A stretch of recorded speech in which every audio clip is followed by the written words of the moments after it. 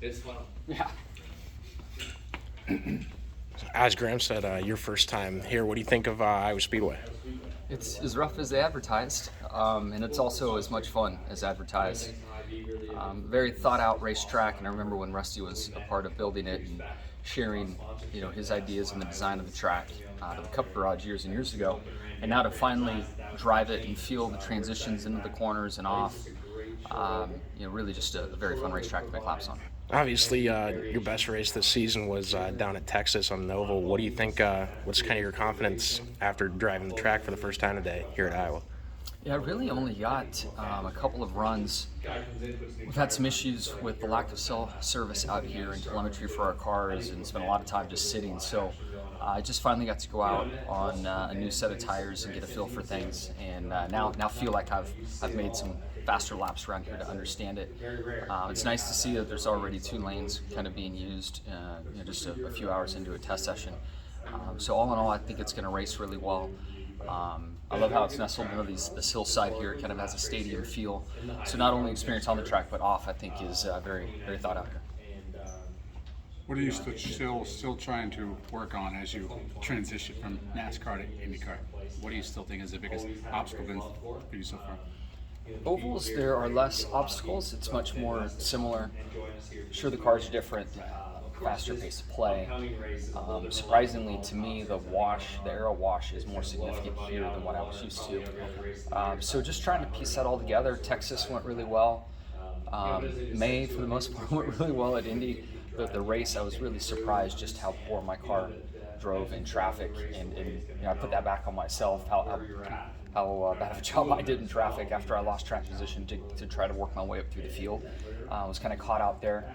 So I'm glad to be at a track that has 2 lanes. I think at Texas with 2 lanes, I was able to put passes together and work an outside lane, and didn't feel like that can happen here too. You've been really open with your transition. And you've done some oval racing, but mostly oval tests. Do you feel more at home in IndyCar on an oval, or is it kind of all the same at this point?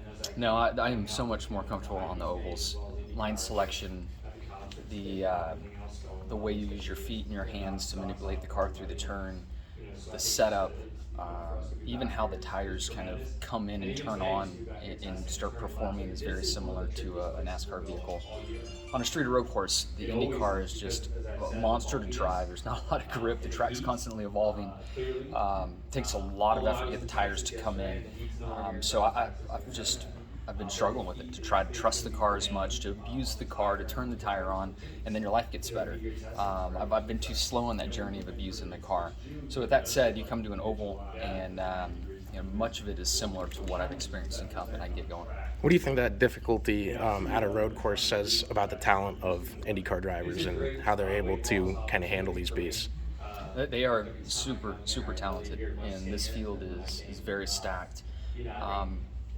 But I do think that when you look at the history of drivers trying different disciplines, unless you grow up in a certain style of car, it is so hard to expect to go out and beat the regulars on a day in and day out basis. Dario came to NASCAR, Danica's been there, Juan's been there. You make a decision at a young age if you're going to race with fenders or without, and it's wild, just these subtle little differences that evolve and kind of become specialized for each style of car. So I actually have such a deeper respect for the drivers that have tried NASCAR now that I'm living it firsthand. I always wondered if I went from a low downforce car to a higher downforce car, if that'd be easier. And I'm not sure it's any easier. It's a difficult challenge either way you go. Attrition's going to be big for this race. You guys are pulling high Gs, very physical race. Have you done anything different to get prepared for Iowa Speedway, or getting prepared for Iowa Speedway than anywhere else? Really nothing out of the ordinary. I think the street circuits are probably the most physical that we have. Of course, it's a doubleheader, so that's going to change things. In the middle of summer, a doubleheader is going to be tough, so I think hydration will be a premium. But I've been doing a lot of heat training already, and I think I'll just need to continue doing that. I don't see July being comfortable and nice in Iowa temperature-wise, so I think hydration will probably be the biggest part of it. So, Jimmy, what are some goals you have coming up for ovals or the road courses? I'd love to hear about it. Yeah, I really hope to start qualifying in the teens and racing in the teens on the road and street courses.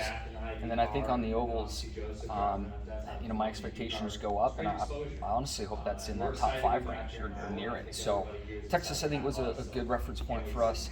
Sadly, the race in Indy didn't go as planned, but we have the 2 races here, and then that final race at Gateway, which should be really good for me, and I think an opportunity for me to shine.